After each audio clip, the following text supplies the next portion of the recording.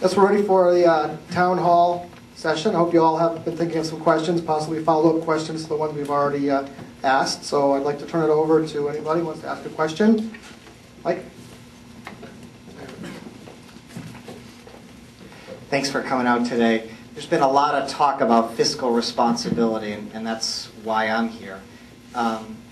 And when somebody's in trouble, you know, they're in personal trouble as far as debt, the first thing that happens is the credit card stops increasing their limit. The banks stop sending them loans. So I have a question for all three of you about the federal debt. Democrats and Republicans have consistently voted to increase the federal debt, because the only reason why the federal government can spend more and have a higher debt is by law. So in January, there was a vote, and they increased the federal debt another $1.5 trillion.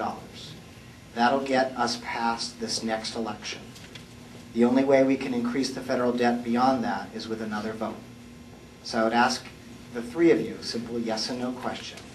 If that vote comes up during your first term, would you commit to vote against an increase in the limit of the federal debt and filibuster an increase in the federal debt? Because that's the only way we're going to hold down government. All this other stuff sounds great, but when you stop increasing the debt, then the government has to make do. Well, I would definitely vote against increasing the debt, and I would filibuster any effort to do so. I mean, that's precisely why I'm running, is because this government is out of control, and it's got to learn to live on a leaner budget. There's just simply no getting around it. The other thing which we have to do, we've got to downsize the size of this government, and there are so many dozens of ways that I could tell you how we could do it. Number one, we've got more people in the Department of Agriculture than we have farm owners in America, believe it or not. And they're probably doing more harm than good.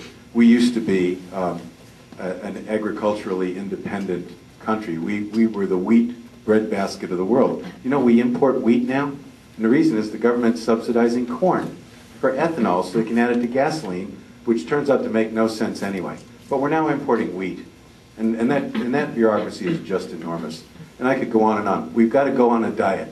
Diets are always tough, but we've got to treat the government like it's on the Biggest Loser program and put it on a strict diet. The other thing which we have to do is try and grow our way out of this mess. You know, ultimately, it's our capitalist system that's created all of the wealth and prosperity for our country. You know, and this has been the greatest prosperity engine in the history of mankind.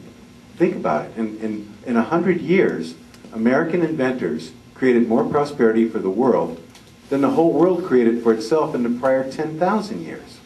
In 100 years' time, American inventors invented the automobile, the airplane, the computer, the semiconductor.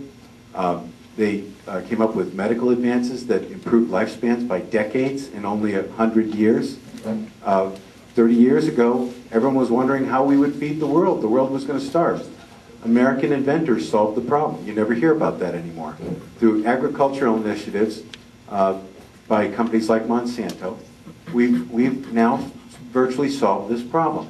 Now, if we just get the 800-pound jockey off the horse, then this thing could run again and create more prosperity. This is a great system. We don't want to give it up. We don't want to trade it in for socialism. So it's going to be tough. It's not going to be. You saw what happened when Bunning did this thing on Saturday to make a statement. You're going to be vilified. You have to be prepared to be vilified. But as I said earlier, I've got plenty of friends here in New Hampshire.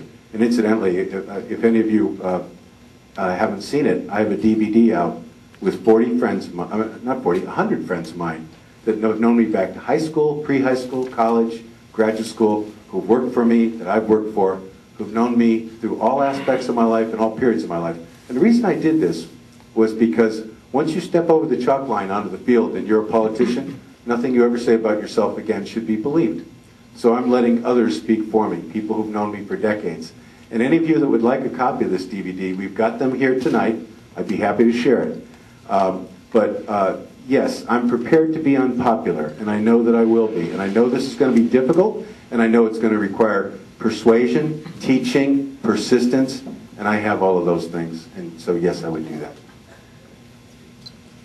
Thank you. I think you asked for a yes or no answer, right? The answer is yes, unless there's some extenuating circumstance, like a national crisis that would require us to look at that debt ceiling. We need to keep a cap on spending and fight to make sure we get ourselves to a path of solvency and balance our budget very quickly. Kelly? Absolutely. And I think that don't elect anyone who's going there to make friends, because Jim's right, the friends are here in New Hampshire and our family's here, but we've got to go down there and represent all of you and lead. And absolutely, we have to vote against increasing the debt limit and force people to make the hard decisions that have to be made.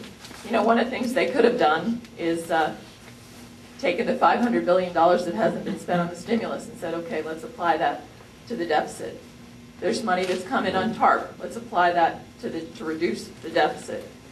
There were decisions that could have been made there rather than just voting to increase the debt limit. And I'll add one that I think is not a huge money item, but an important one.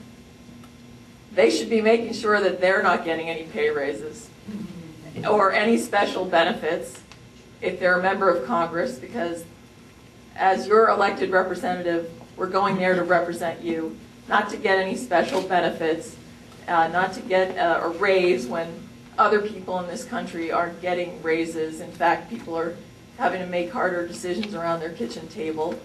And this January, when I was still Attorney General, department heads were scheduled to get a 5% increase that was automatic, which is what happens in Congress too. That's the trick. They put it in automatically. And when that came up in January, we're talking about layoffs. I didn't take the raise. I think I was the only department head in that position. But you know, those types of things aren't the big chunk of the money, but they should lead by example in Congress. And they should start by looking at their own budgets if they have to talk about increasing the debt limit, because they shouldn't be increasing that limit.